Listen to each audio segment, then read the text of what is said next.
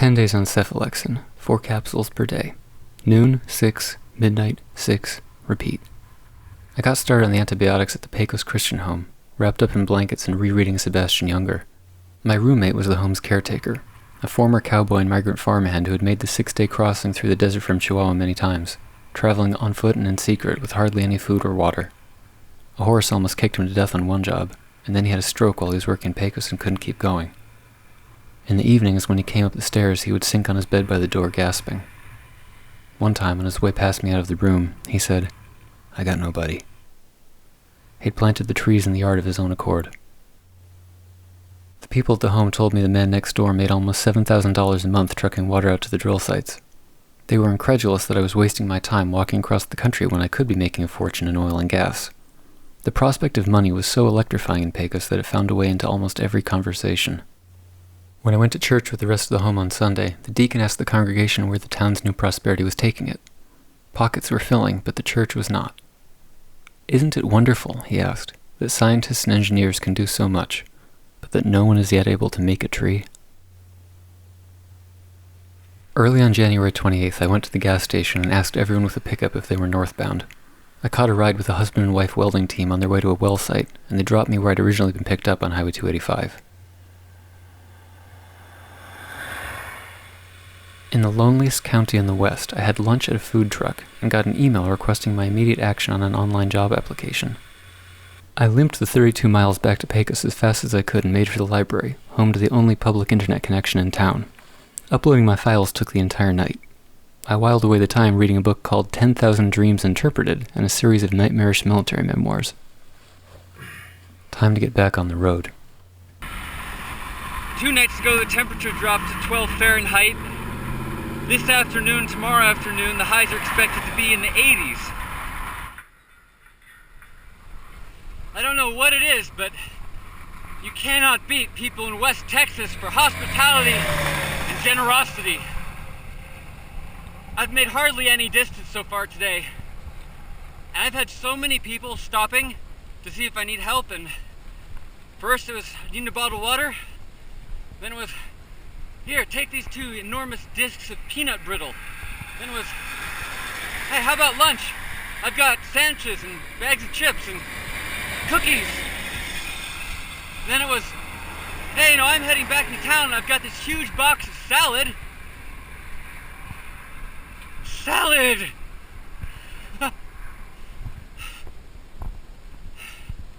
On top of all the people I met in Pecos, who were really wonderful, helping me get through some unforeseen awkwardnesses. Oh,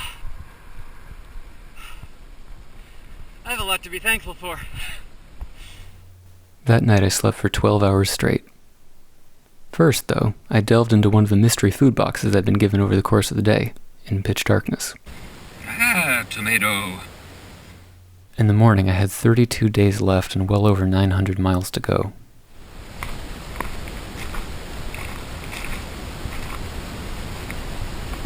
Well, I guess that's a bobcat. Probably the only one I'm ever likely to see. Somewhere around Fort Stockton, my fleece jacket went missing. Just disappeared. That was a fairly unpleasant night. It got incredibly windy around midnight, which made it impossible to sleep. Everything was shaking so much. Then the rain started.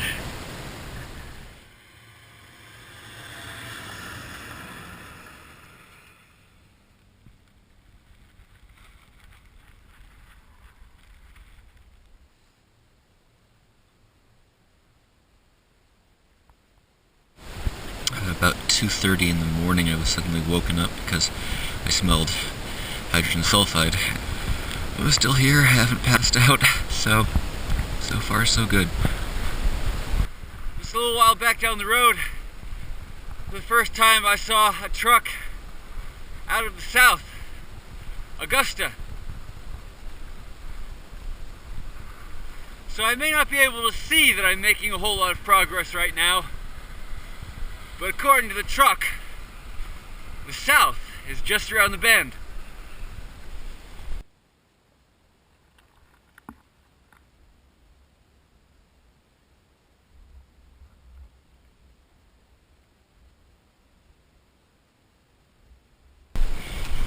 was also a pretty regular succession of large bloodstains on the asphalt. Out in places like this, I can't help but think I could be learning German right now. You know that one definition of insanity? It's when you keep doing the same thing but expect a different outcome. There were carcasses the whole way, deer falling apart, skunks flattened with their white fur standing up, raccoons identifiable only by their tails. One sundown I got another police visit. The officer assured me I wasn't in trouble, though repeated questions about whether I was homeless or had a source of income suggested a certain lack of enthusiasm and fellow feeling.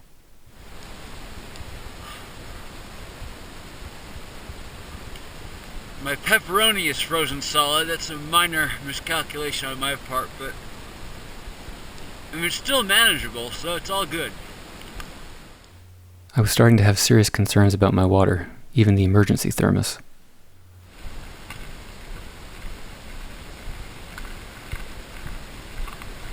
It's a really strange thing. I've been looking forward to seeing green leaves on trees for a long time now. And suddenly this is it. Yesterday I was out and it's just dead. Everything was dead.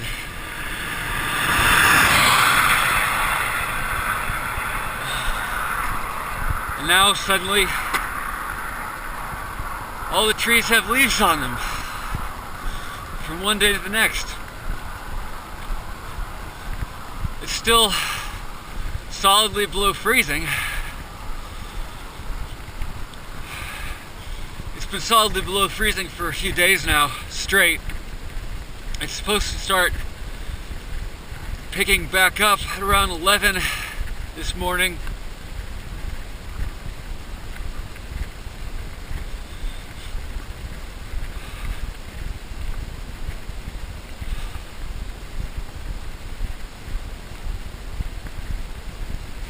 I can't tell if I'm tearing up because of the trees or just because it's cold.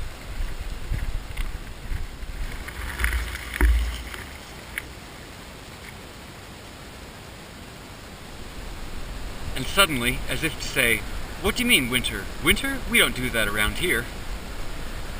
Brilliant blue skies, sunshine, happiness. There was a roadside grill shack at the Toenail Trail. I stopped in to see if I could use the toilet, only to learn their toilet was frozen solid.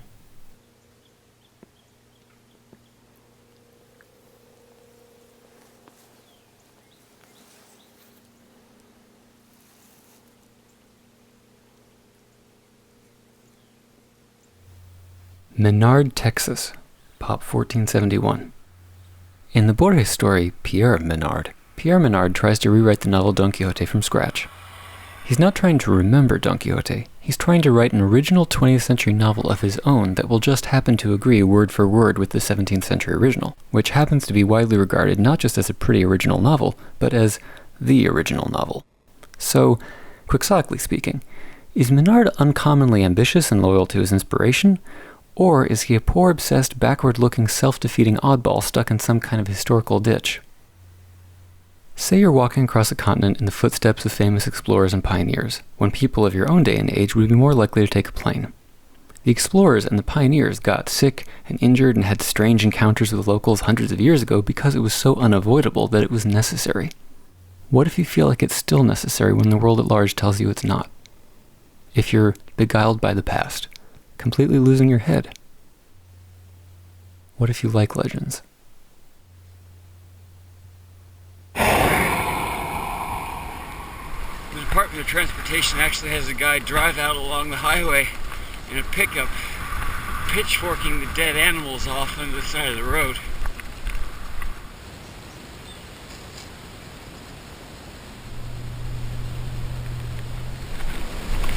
That was Greg Hindy.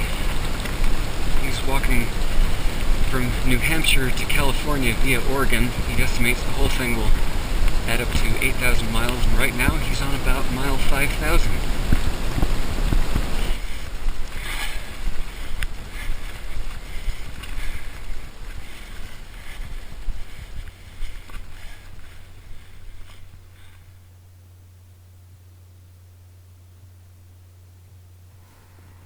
Crossing the Pedernales Bridge, an oncoming driver swerved out of his lane and drove straight at me, deliberately. After almost a month on the plains, the western suburbs of Austin felt like mountains. I was halfway across Texas. I was out of the desert. The cold had passed. I stayed up through the night trying to write down what had happened since El Paso before I forgot everything. A longer rest would have been wonderful, but I had 18 days left and more than 550 miles to go. On the way out of town, a homeless man waved at me below an overpass. It felt like a smile from a friend. Having gotten away from the hydrogen sulfide, for that matter, the snow and the ice, the acacias, now that I'm getting on toward the south, I have a new adversary. The fire ant. They actually can sometimes kill newborn livestock, and they can send people into anaphylactic shock.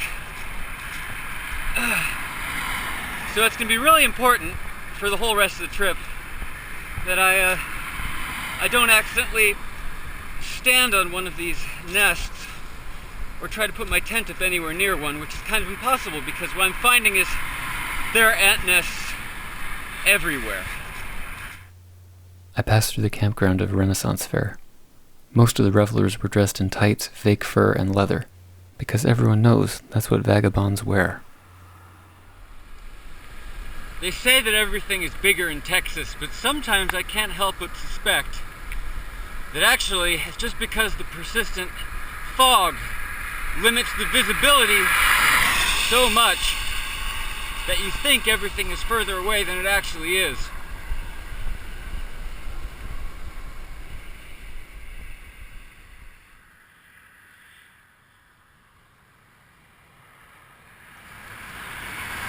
This is a drug and alcohol and paternity testing business right in front of a discount liquor drive-thru saying, "Happy Valentine's Day, come check out our deals." And there's a motel right behind. Silver Wings Ballroom. Skating, dancing, midget wrestling, cowboy church. This is the bridge over the Brazos River. And it's really bringing home to me that I could be facing some substantial problems as I try to keep pushing ahead, because as I get into well-watered country at last, the bridges don't tend to have shoulders, and the bigger the river, the more likely the bridge will be arched to such an extent that I can't see what traffic is coming on the other side, so I can't really walk safely into traffic. But say behind me there's also a sharp curve, so I can't see what's coming behind me.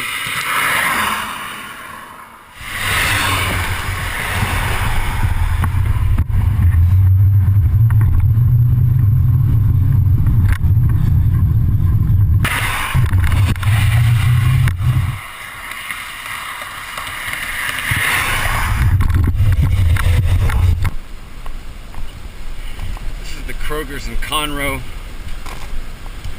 I got some apple juice and some rice pudding and some granola and some chocolate chips.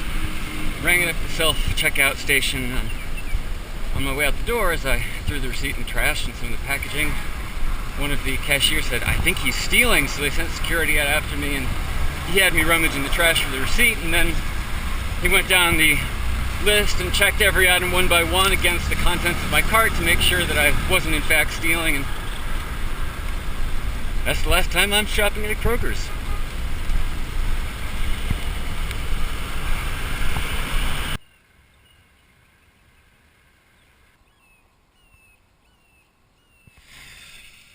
By this point, I was averaging more than 50 kilometers per day, almost 6,000 calories, which means you never really stop eating.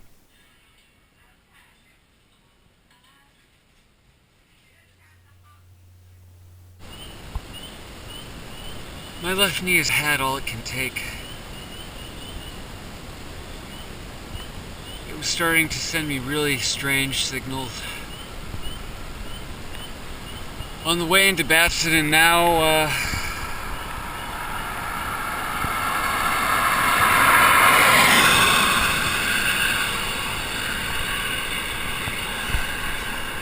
I'm really not sure what it's going to be doing in the morning. And I think it's lightning right now, actually, that's flashing. If it is lightning, it's far enough away that I can't hear the thunder. But I'm finding it kind of disorienting.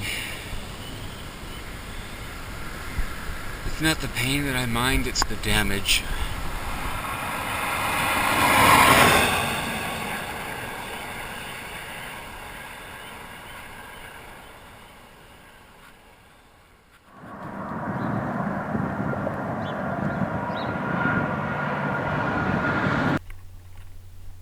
Near Deweyville, I cut through a forest where I'd been told in all seriousness that I'd be lucky not to get shot. They also warned me about panthers, copperheads, and wild pigs, but those don't like to go out weekends and see how good their marksmanship is when they're buzzed. I crossed the Sabine River Bridge in the dark at a blind sprint, having resigned myself to the possibility that I wouldn't make it. By the time I pitched my tent on the left bank, I'd walked all the way out of Texas. I couldn't help but feel a goofy contentedness right up until the rain got so heavy that it flooded my tent.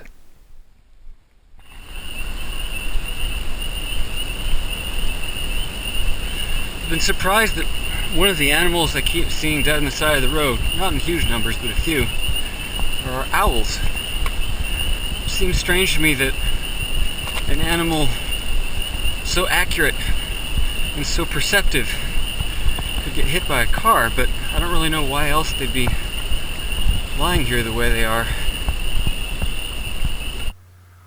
At a taxidermy shop in Reeves, the local preacher tried to convert me to Christianity by threatening me with hellfire, surrounded by staring, severed heads. A woman at a supermarket asked me if I'd been raped. I spent a night on the lawn of a gay man who was afraid someone would see him, offering me a place to stay.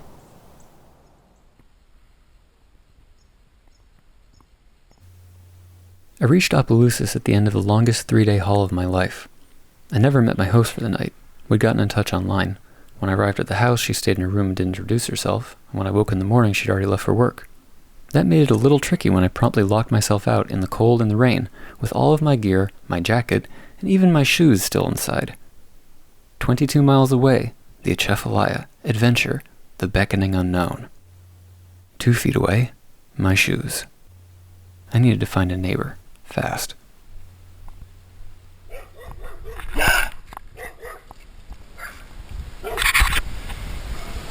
Chased after by a 3-legged dog. That is the first levee that I've seen on the trip. I get to go on a closed-off section, Old Highway 190. That's what the state police told me was pretty much my only way of getting through the swamp, because the newer bridge doesn't have any space outside the lane. It's just the lane, the rail, the swamp. So it's kind of under the radar, and that the police know about it. Technically I'm not supposed to be there, but it's the only way I can go, so it's what they recommend.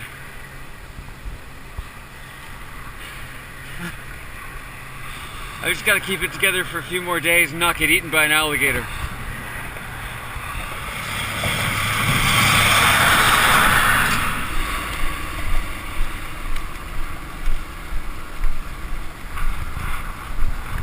I wonder if these police lights are for me. They were for me. They'd gotten calls. As for Old Highway 190, they'd never heard of it. Still, there it was, running straight through the dark of the biggest swamp in the United States. Well, aside from an outburst just a second ago, some truly peculiar animal noises from the swamp off to my left. Actually, what's most surprising about Old 190 is how clean it is. There's no trash, there are no dead animals. It's just a road. Not a dumping ground, not a slaughterhouse, just a road.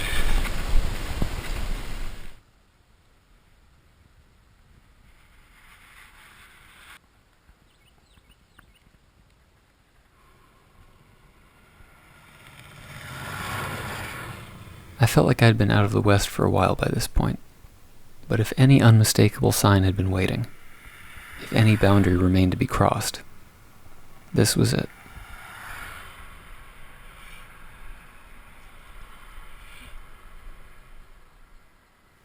The Mississippi's come a long way, but not as far as me.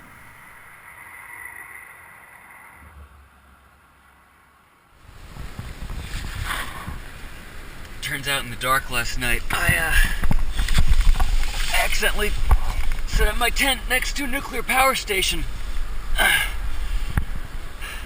Whoops. The output of the High Plains oil and gas fields descends to the Gulf Coast. On reaching the outskirts of Baton Rouge at sunset, I took a picture of ExxonMobil's enormous town welcome sign and was immediately surrounded by armed police and corporate guards.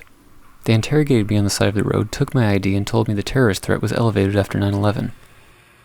I was worried. I was anxious for my camera. I had other anxieties as well. I hadn't found a single place to pee since I started walking that morning. I decided I shouldn't tell them I'd spent the night sleeping next to a nuclear power plant.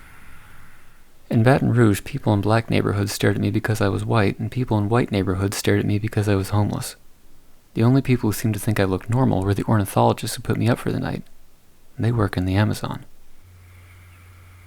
They told me there was really only one thing I needed to do to blend in.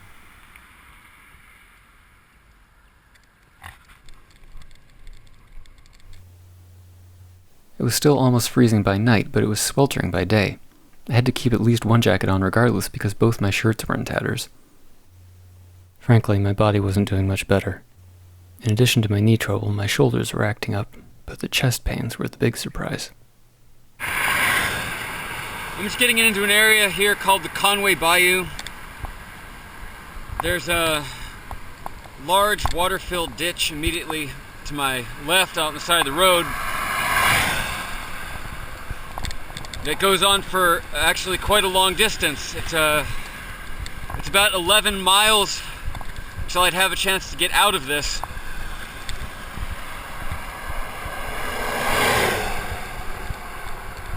Which is something in the nature of 3.5 hours if I'm moving smoothly, but even that's not possible because the shoulder is very broken up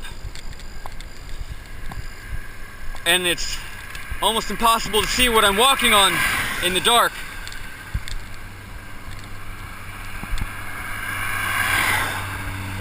So the cart wobbles around a lot and the wheels get lodged in dips and crevices, and I'm probably going to keep stepping in ant nests.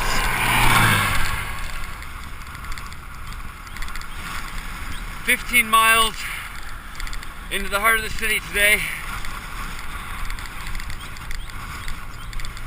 which should make this the last day of the trip on the road proper.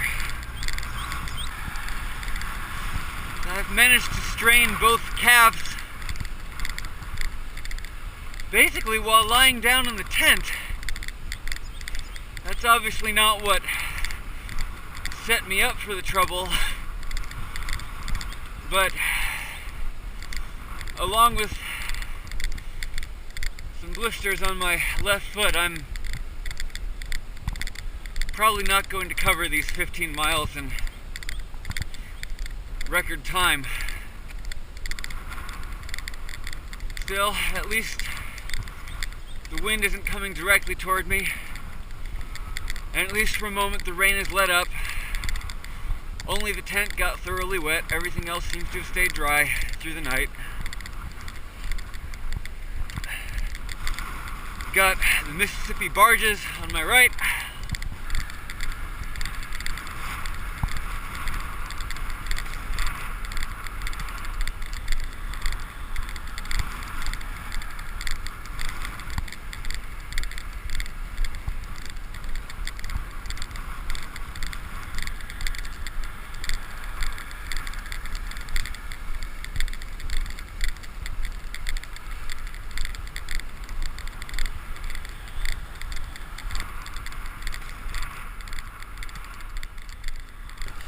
It is cool to see the big ships all pulled up in the river, riding really high. Names like Sea Venus and Orient Dispatch.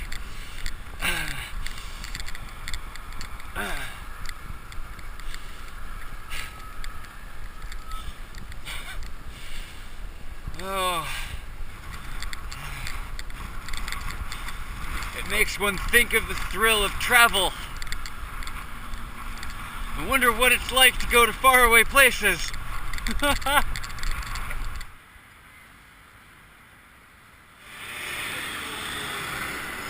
I figured I'd have one last bridge to deal with to reach the city. The last stretch had no shoulder. I just ran for it. And I got there.